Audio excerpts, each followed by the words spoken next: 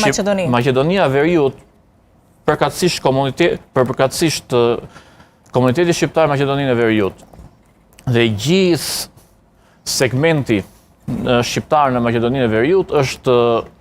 bartësi më i madh i pasojave negative të këtij dualizmi Rama-Kurti. Nëse do kthehemi në fillim të pyetjes suaj për sa i takon etiketimit të asaj marrëdhënies ngushtë me zonjës Osmani dhe zotit Kurti, dhe zotit Rama, unë mendoj që në fakt ishte më problematike, zotëri Gjemali, për t'ju ndërprerë dhe për të bërë kështu bashkëbisedim, se më problematike ishte në momentin kur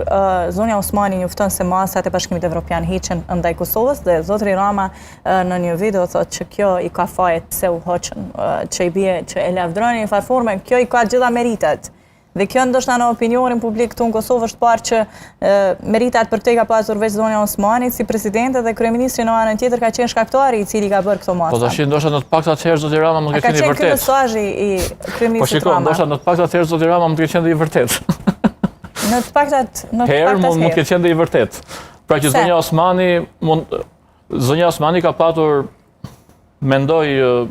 meritën kryesore për sa i takon heqjes masave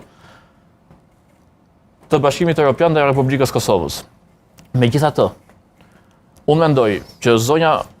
në radhë parë zonja Osmani ka shpjeguar qartë të gjithë dinamikën e marrëdhënies institucionale me zotin Rama si kryeminist e Republikës Shqipërisë. Zonja Osmani nuk ka patur ndonjë afërsi ideologjike me zotin Rama. Zonja Osmani njëkohësisht ka qenë e baraz larguar dhe ka respektuar secilin instancë të protokollit shtetëror me secilin prej drejtuesve të Republikës Shqipërisë, përkatësisht presidentin e Republikës, kryeministrin dhe të gjithë hierarkinë ekzekutive të Republikës Shqipërisë, apo dhe me faktorë tjerë, dhe është një detyrë normale që duhet ta kryej secili përfaqësues në Shqipëri, Kosovë apo në hapësira të tjera shqiptare. Dhe mendoj që në fund ditës ky etiketim është thjesht një etiketim që shërben thjesht për të justifikuar pikërisht të dinamikën e marrëdhënies me zotit Kurti dhe zonjës Osmani dhe është një justifikim as politik s'mund ta quash, po thjesht një justifikim i palavdishëm i atij momenti në cilin zoti Kurti mendoj që për arsye tërësisht të vogla, dritë shkurtëra vendosi që thjesht dhe vetëm ta trajton të institucionin e presidentit të Republikës në vizionin e tij larg një institucioni i cili duhet të rrezatoj shtetshmëri dhe përfaqësim dinjitos në sidomos marrëdhënie ndërkombëtare, por thjesht si një institucion i cili të jetë në ombrellën e kompetencave të tij politike dhe ekzekutive.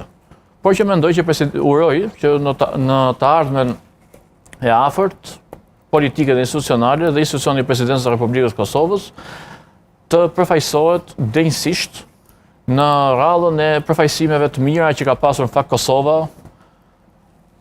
që për shembullit të presidentit historik zotit Rugova, njëjtë edhe në ushtrimin e detyrës nga presidentë të tjerë, duke përfshirë dhe zonjën Osmani, e cila patjetër që ka qenë një bartëse e frymës rugoviane në presidencë, dhe mendoj që pikërisht nëse i kthehemi sërish thirrjes elektorale të Lidhjes Demokratike të Kosovës, pikërisht Bashkohu është dhe një ftesë, është një derë e hapur, është një dorë e shtrirë, dhe në të njëjtën kohë është edhe një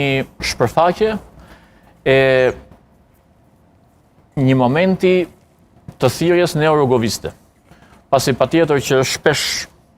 shumë kush përmend faktin që rugovizmi mund t'i përkas shkuarës, por jo. Neo-rugovizmi në një Kosovë të re, me sfida të reja, por që patjetër ato vlera janë të skalitura aty